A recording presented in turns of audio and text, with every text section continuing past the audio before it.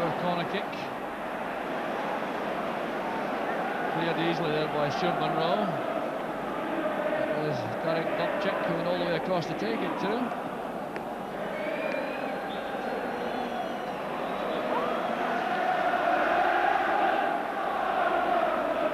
Celtic coming forward again.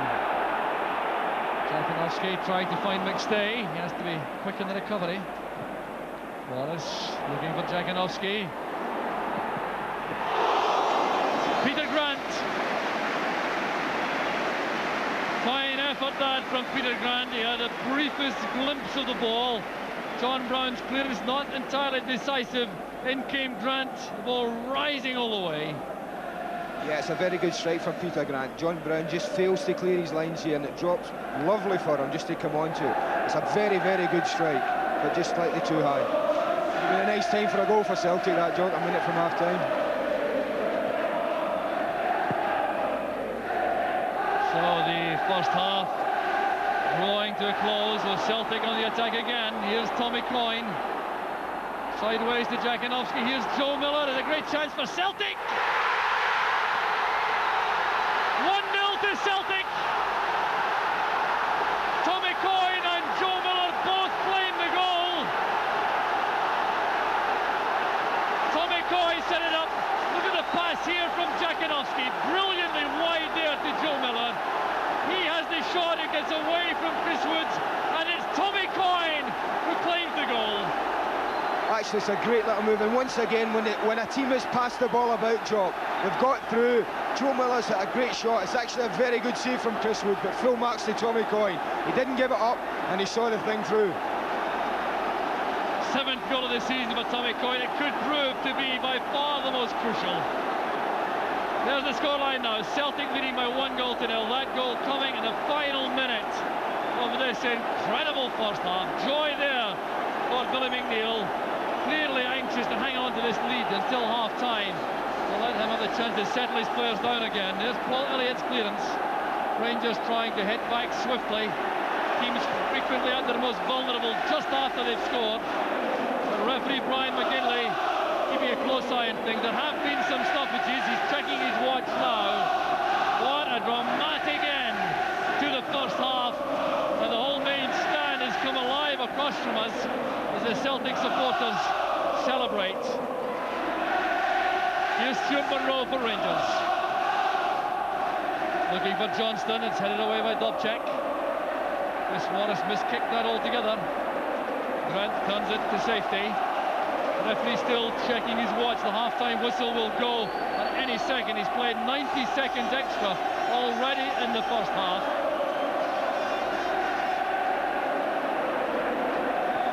Touched inside by Adam McCoy. There goes the half-time whistle. Sheer joy and jubilation for the Celtic supporters. And Tommy Coyne, who's given Celtic that crucial first half lead, he leaves a very happy player indeed. What a second half we have in prospect. Don't go away, we'll be right back. Welcome back to Celtic Park. Celtic lead Rangers by 1-0 at the moment. Tommy Coyne scoring just before half-time. Jack Charlton, what are your impressions of the first half? Well, again, it's been very tight. From the on my notes, I wrote down very quickly that both teams play very square across the back, condense the midfield area and pushing the game virtually into a third of the field. And it's very difficult for any of the midfield players to settle on the ball and find room enough to make passes for people to go through. If they do, because they're pushing up and playing offside, people are running offside. It makes for a terrible spectacle to watch the game, but technically it's very, very good. Technically it's good, but it's so congested in midfield. Well, that's right, but they don't give them time to look up. It's only on the odd occasion when Celtic have, like the goal, when they've actually had a break and forced Rangers back, that they got the goal. I mean, they had two early on in the game, very beginning, where they actually, where the Rangers defence got to the ball first and played him back to the goalkeeper. But since then, really, I thought Rangers looked the more organised at the back. It really looked really settled. The goal came as a complete surprise. Rangers actually had the ball in the net during the first half. Mo Johnston put it there, but there was an offside decision, Jack. Well, I don't know about the offside division, but when Mo Johnston hits the ball, I mean, it was a bad mistake here. But when Mo Johnson actually hits a ball, the linesman had already put his flag up for offside, and Packy had heard the whistle. As you look at Packy there, he's already just stood there and let it go. I mean, he made no attempt to play the ball at all. Sure. They came very close to going one up, did Rangers, through Trevor Stephen. Now, this was a moment when all the Celtic supporters held their breath, wasn't it? It was a good chance. It's knocked about, and I thought Celtic weren't closing people down as quick as he should here. Trevor Stephen's little lob, it reminded me of the goal Packy gave against us in the European Championships, a Dutch goal. That's the only time I've seen Packy having to chase a ball across. That one actually hit the post and went in, but it was... he moved quickly, did Big Bat Bonner. He did. I mean, whether he would have got to this one is a debatable one, because the ball had gone away from him. If that had gone inside the post, I don't think he would have got it. Do you think anybody will put their foot in the ball in midfield, Jack, and try and create something? They would love to, but there's no room there. When you push up and play offside, I mean, this is why the game in England changed so much. I once remember Liverpool and Everton playing in a cup final, in the League Cup final, and it was like this. There's so little goal-mouth incident. But somebody desperate not to lose the ball, but people changed then. Now Rangers will probably start knocking the ball up from the back a lot earlier to the front people and in behind the Celtic defence, because they've got to turn the Celtic defence now, and they've got to chase them a little bit to get a goal back. If Celtic are solid and play the offside rule and keep hustling the midfield the way they're doing, Rangers will find it difficult. But they will get through, because Mo Johnson, like I wrote down, Mo Johnson is hungry. He's skating with the offside. OK, Jack. And he's just unfortunate a couple of times. We're going to take a break there. Join us in one more second for more analysis. To Celtic Park, Celtic leading Rangers by 1-0. Jackie, let's have a look at the goal now, the goal that separates the two sides. Tommy Coyne scored it. Well, it was a break. When it's crossed here, it's exactly the sort of thing you should do with the ball from that angle. Play it across the open goal mouth. The goalkeeper got a hand to it, but it went on and it was slid into the back of the net. Had he gone for a near post or even a shot, they wouldn't have scored Celtic. But it was due to a break from midfield, and which pushed the Rangers defence back. The overlap here, look, when he plays the ball, it's across the face of the goals, and Chris got a hand to it. Maybe, you know. Yeah. What are you hoping for in the second half?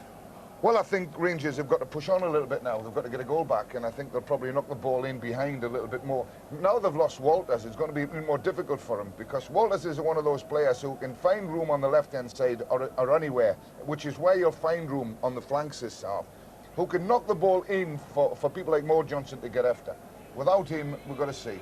OK, Jack, so much lies ahead now. The teams are coming out, and now let's rejoin commentator Jock Brown. Thank you, Jim. Yes, the Rangers team emerging. Not a lot of noise to greet them, apart from some whistles from the Celtic fans. The Rangers fans seem to be stunned by that goal just before half-time. And coming in the top of losing Mark Walters, it really was a bad 5-minute spell for Rangers. Yes, it was, Jock. I mean, I think that 5-minute spell there just before half-time, when actually Celtic did have their best spell in the game, and Rangers losing Mark Walters, then the goal. I mean, they'll be pretty down at the moment. But I tell you what, it makes for a great second half, doesn't it? It will be fascinating to see how the second half takes shape. Tommy Coyne has come in for some criticism from Celtic supporters following his £500,000 transfer. But that goal he scored just on half-time may resurrect a career at Celtic Park for him. The fans certainly will have appreciated him fully after that, and he'll be anxious to develop from there in the second half. So it's Rangers to start the second half with the rain off at the moment.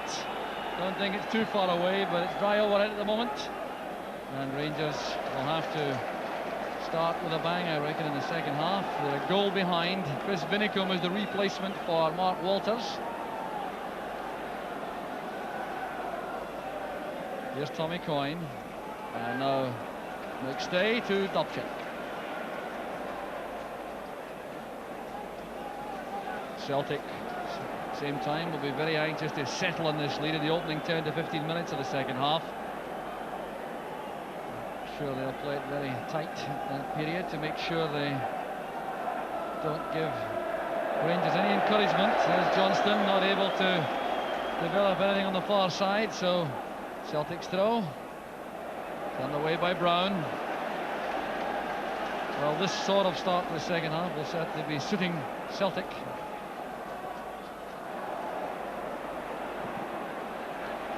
Mike Galloway closing in on Ian Ferguson to give the throw to Rangers.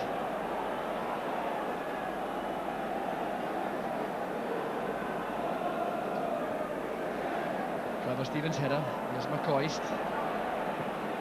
Trevor Stevens trying to send Spackman clear on the right. Paul Elliott was across to cover that run. Didn't have to take any action though with the ball out of play. Billy McNeil in the dugout. Bobby Lennox beside him, one of the Lisbon Lions, who's the reserve team coach here at Celtic Park and clearly enjoying the occasion.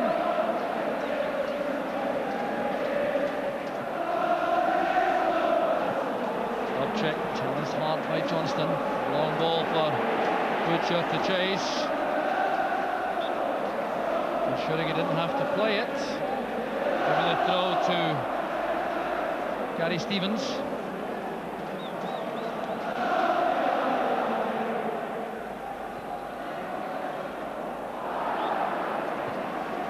That's out again for a Celtic throw. Celtic ensuring a very tight start to the second half. It's off the head of Stevens for a Celtic corner kick.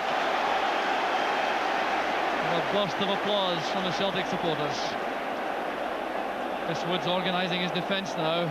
Ali McCoist is going to one post, Trevor Stevens is on the other. Paul Elliott waiting to make a run from the far corner of the box where Terry Butcher is marking him. Came off the head of Butcher. Thumped away by Stevens, only as far as Morris.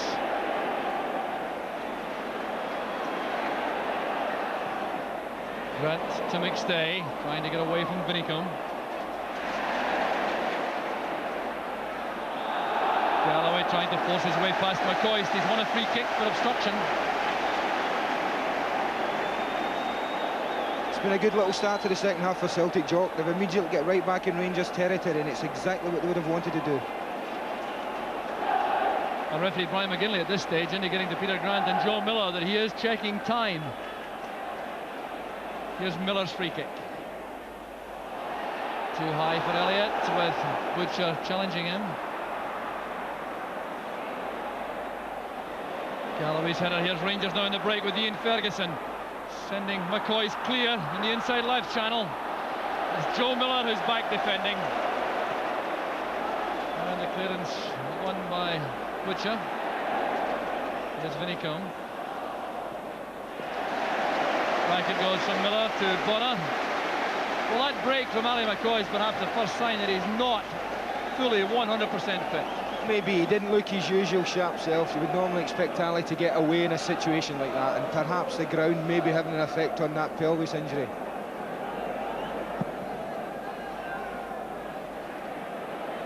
Butcher's header.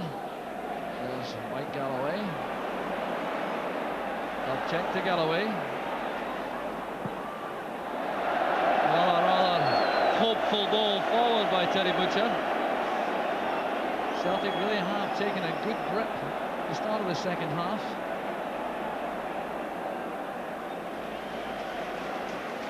And this is a match which has attracted intense interest worldwide. Pictures going to more than 60 countries. And the game being watched live in Southern Ontario and North New York State, among other places. Rangers and Celtic supporters clubs there tuned in. I'm sure feeling the tension even from that distance. There's Paul Elliott with a header. Vinicombe brings it down. Careless one by Vinicombe. Here's Jakinowski.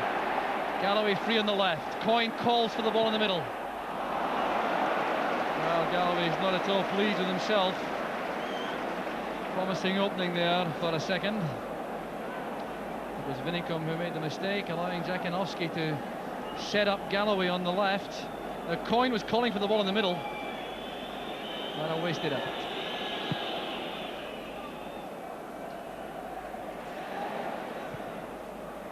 Spackman into space for Stephen, a fine pass. McCoist waits in the middle, Johnson arriving late. Stephen still coming inside. And Dobchek making certain he didn't concede a penalty kick. It was Derek White who came across. This is a good move from Rangers. Trevor Stephen taking on Dobchek. Forcing his way past the fullback. Had to be careful to avoid a trip, and White came in.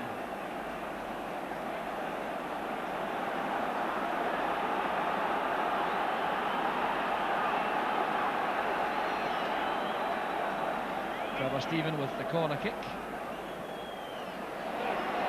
John Brown couldn't make it. Galloway's clearance. Here's Ferguson. Interception by Morris. Over on the far side on the Celtic left. That's unusual for him. Trevor Stephen carrying the ball out. He was under severe pressure there from Tommy Coyne. And Stephen's in trouble with that little outburst. He clearly felt he was being fouled by Coyne. I have to confess I had some sympathy for him with that. Brian McGinley, though, making clear once again who's in charge. I don't think there are any players on the field left any doubt about that.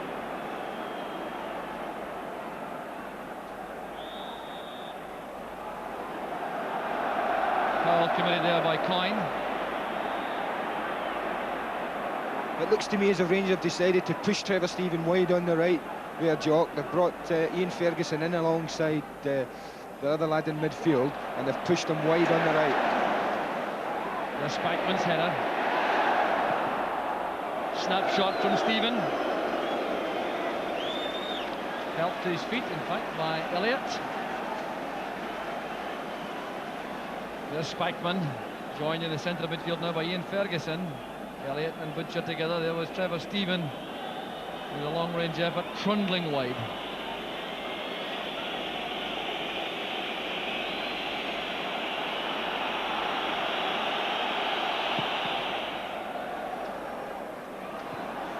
Brown's header. Here's McCoist. Spikeman to Monroe.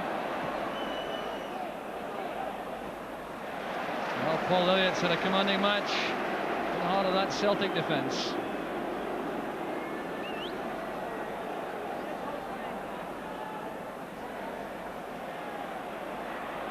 Whitcomb and Morris together. The result is a throw to Celtic.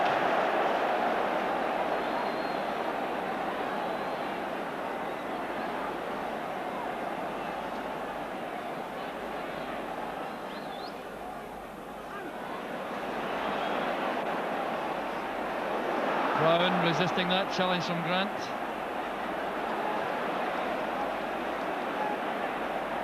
Here's Gary Stevens. Coyne getting back. Good play from Stevens. Headed away by White to Miller. Monroe's tackle. Morris did well. There's Miller with Spikeman getting back. Great play by Spikeman. And Joe Miller showing that he's not prepared to be pushed around. So we're hold up now. Peter Grant has sustained some damage.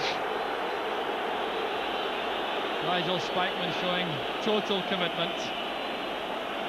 And exchanging some words there with Chris Whitcomb. It was a bit like David and Goliath there with Joe Miller tackling, wasn't it? Superb tackle there by Spikeman. He then thought he might get some peace, but Miller would have none of that.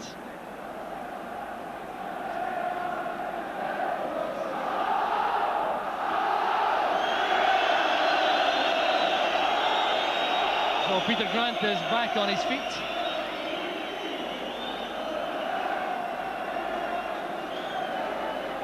The throw to Rangers.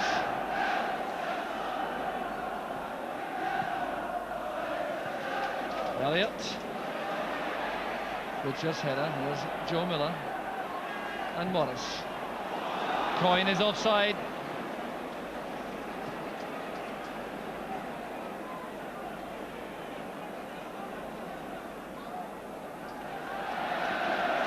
Jakinovski rolling the ball a few yards further back. Butcher indicates where he thinks it should be taken from. The referee's quite happy about that. Dorchek's clearance, the ball swirling in the wind. Here's Morris looking for Grant inside. It falls for Ferguson. Joe Miller to Morris. Butcher's clearance. There's McCoist. Stephen returns it. That's for Johnston. This is promising now for Rangers. Gary Stevens couldn't make contact. Here's McCoist. Back with Spikeman. McCoist again. Ian Ferguson beaten to the ball by McStay. Here's John Brown. Tripped by McStay. And the Celtic skipper will be in trouble for that. Referee McGinley calling over Paul McStay. Well, certainly not a player known for dirty play. There was Gary Stevens with a great chance. He couldn't make contact. And then McCoy's trying to find a way through again the second time. But the best chance undoubtedly fell to Stevens. There was Brown charging forward and a trip by McStay. That's a definite chance for Rangers there. Gary Stevens got himself into a tremendous position, Jock, and would be very disappointed he didn't make contact with that ball. A set piece for Rangers to exploit. John Brown has lots of dig with his left foot. Ian Ferguson with the right. The wall scarcely appears to be 10 yards back. Well, it's becoming unusual now almost to see a ball be forced a full 10 yards. There's John Brown. Deflection brings the ball wide for Vinnie Combe. There's Joe Miller. Johnston. Cleared again by McStay. Celtic under intense pressure. And Gary Stevens out of luck there. His first touch not good enough to retain possession.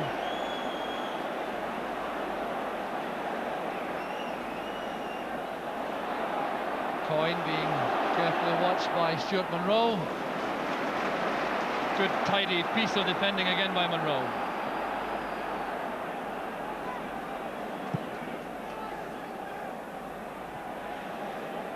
White's header. A foul committed by Coyne. Free kick taken now by Stevens.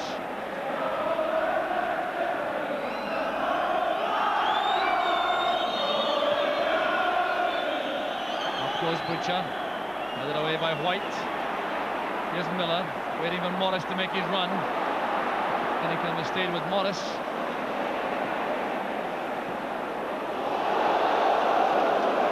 Gary Stevens bringing a few hearts to the mouths in the Rangers camp. McCoy stays offside. So the scoreline, if you just tuned in, Celtic 1, Rangers 0. There's John McGregor, the Ranger reserve team coach, in the dugout. Walter Smith and Graham Souness in the director's box.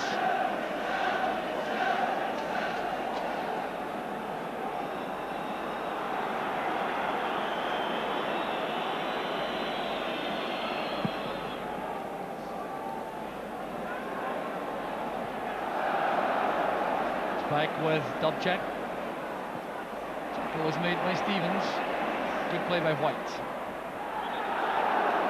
Foul by Johnston. Appears to be a free kick. Dubček took a knock in the process. Here's Peter Grant. Simply and neatly and effectively played to Morris. Dubček. Then he comes clearance.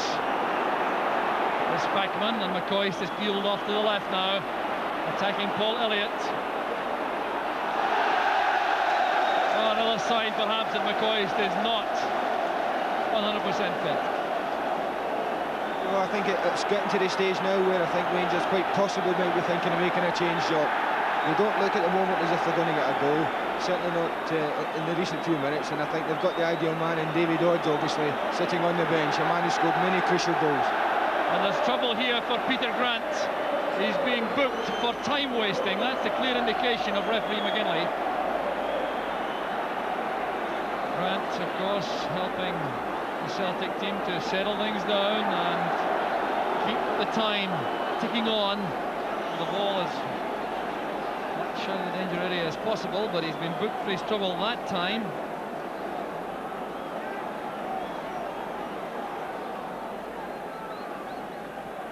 So 1 hour of the match gone. Celtic leading by Tommy Coyne's goal. Wallace back to Pat Bonner.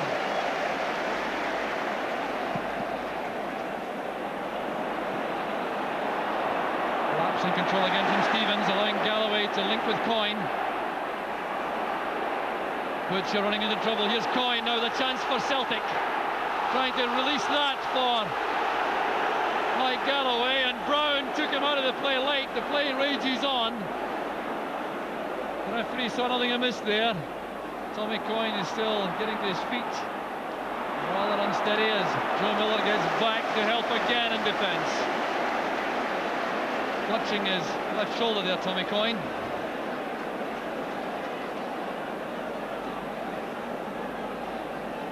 So the rain and wind gusting behind Rangers at the moment. That makes that kick out from Bonner a very good one indeed.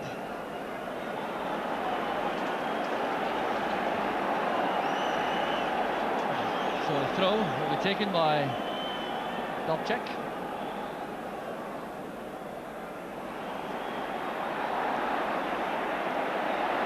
Back killer there by Trevor Stephen. Jakinovsky with Butcher. The Celtic throw. Well, Celtic now appear to be thinking in terms of a second goal, which may guarantee them a place in the quarterfinals.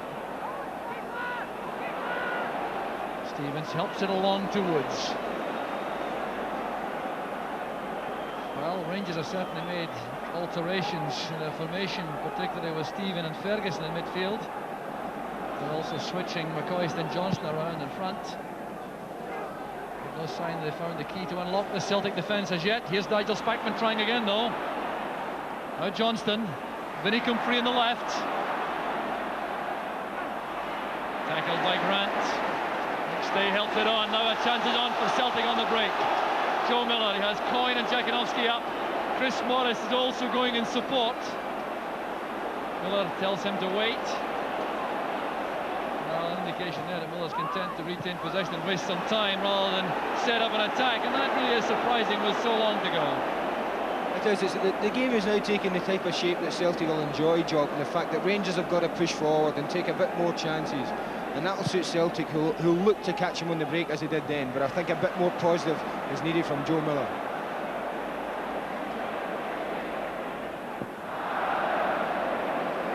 Coyne's attempt at a back killer goes wrong, and Rangers have the throw. Paul Boersma returns the ball, and some words of instruction to Gary Stevens. Bit of pushing there by Derek White on Ali McCoy. It's a free kick to Rangers.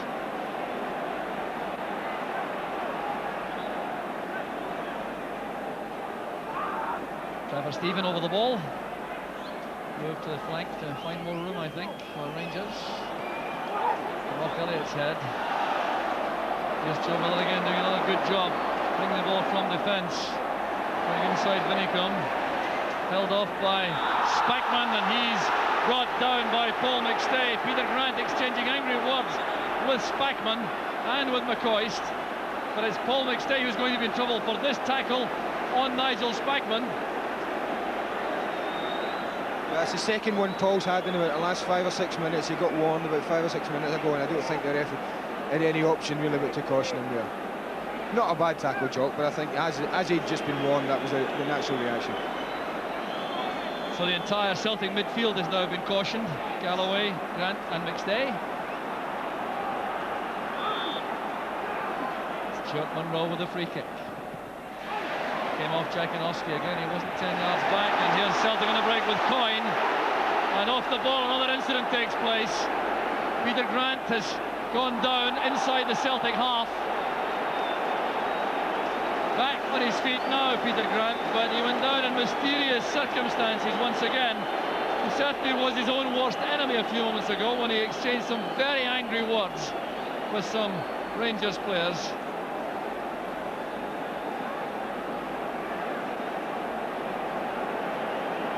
Celtic have a free kick on the far side. The referee needing eyes at the back of his head now.